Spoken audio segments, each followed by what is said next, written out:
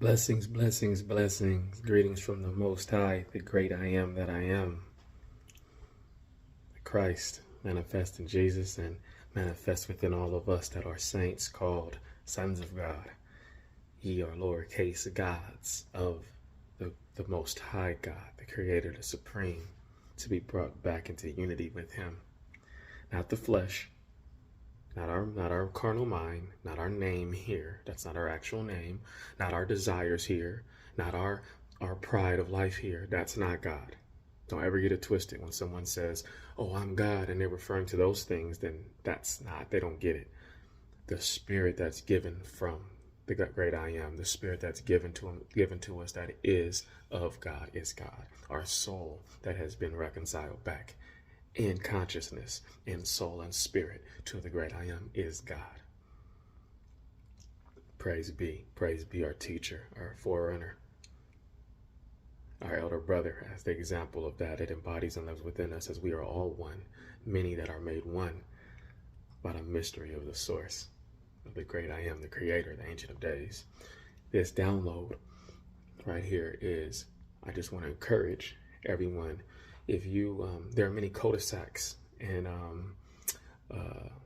temporary cul-de-sacs, I should say, on the path that you can get caught in. They can be words, misunderstandings of great books, holy books, especially the Bible, which is the message of the Holy One. There can be many misunderstandings between being to being, not being understood, not leveling with someone, so then you get stuck on what God is showing you.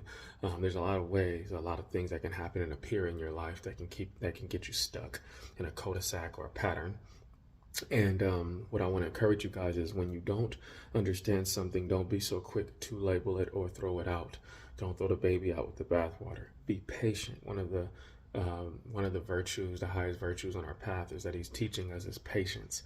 As we're patient and we give everything to the great I am within us and without us, then we understand that in His timing that we will understand, and that we will get that download, and we will have perspective and perception on what we need to understand.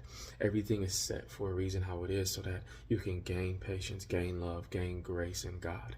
If you don't do this, then you'll find yourself having a disdain for God, because your lack of understanding will create enmity between yourself and God, and between the God in you, which you actually are, and the illusion of yourself. And so what happens is you'll have this anger, and you'll be angry at God, quote unquote, which means you'll be angry at your true self, because you don't understand an appearance in this place.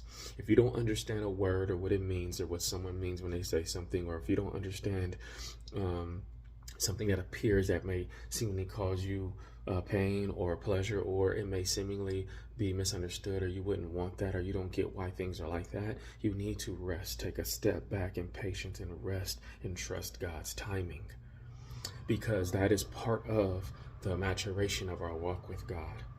To lose ourselves within the thing that is unseen is to find ourselves within the thing that is unseen, to know that we are part of that ocean, part of that fullness. And so be patient. Don't war with words. Don't we only use words to try to express what is true. We're not at war with words. We don't use these symbols to go, "Oh, you said that one and I said this one, that's different." No, you don't know, feel where the person's coming from, so you know if you're speaking the same thing as them, right? If they're what they're meaning. If you don't understand, rest in that. Let God be God within you, and let Him bring it to you, right? We're not at war with our concepts and our ideas. This is not like Paul said in the Bible. We're not speaking with spite and envy, right, and disdain for others. We're not coming out with malicious words to hit people over the head with our belief. This is the ultimate love. This is an ultimate love that transcends the darkness of this place, that is bore by the forbearance and the patience of walking the path and waiting for God. Right? And that's why Jesus is our example and our teacher. Look at His life, look at the cross, look at how He had to walk to let us know that in the flesh we are able to, that through God who lives within us, through our Christ who lives within us, who we are unified with, which is our true identity. We are one with Him in our truth.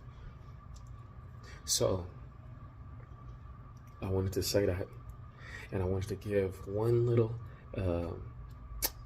jewel at the end of this as well. Just remember, anything that you hear that is truth, biblically, whether it's a quote, whether it's from another brother or sister, or whether it's an appearance, or whether it's a download, or whether it's a channel, whatever you hear, remember, God is total. So all truth is from within and outside of you. So every truth has an internal measure, meaning that it is something that's within you, in your spirit and soul and consciousness, but it also has a manifestation outside, even if you don't see it yet, whether it's in another dimension or place or another realm or through the veil or in some type of habitation. You just aren't able to bear it, to see it yet. But it is within and without. So as Jesus said, the truth, the kingdom is within you, and it also is without you. So if you look at any truth, understand, like he says, the kingdom, say if it talks about the Garden of Eden in the Bible, right? That is within us. That is a manifestation within us. All that symbolism and truth is literal from within us, but also that truth is a habitation without us. If we don't see it yet, it's because we have not bore the fruit yet to be in that habitation in our spirit yet, but we will see, because God is complete. God is all in all. Everything's within and without. God is total.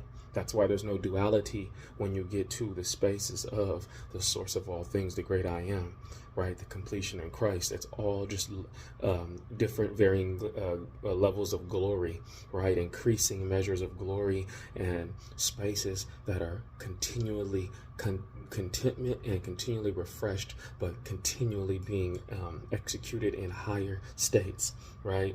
Mind can't comprehend it, not the human mind, only the spiritual mind, right?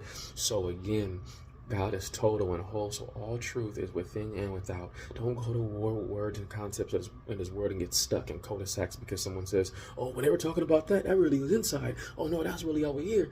It's usually both. If you hear people speaking truths, they're usually partial truths. So it's usually both.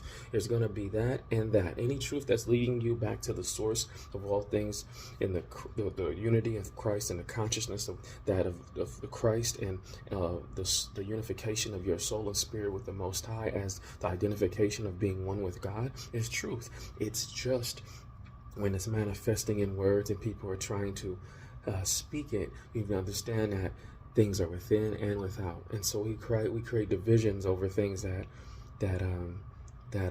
we don't need to necessarily, and then the flesh gets stuck, and then you identify with your carnal mind and you get stuck there. And so you, instead of being stuck by your flesh, your carnal mind, stay in your spirit, stay in the truth, and then have patience work its way and do its work to present to you things in its timing, because God's timing is perfect.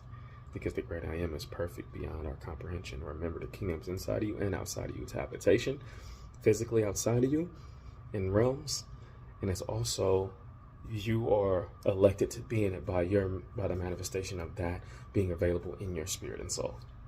Godspeed, grace and peace.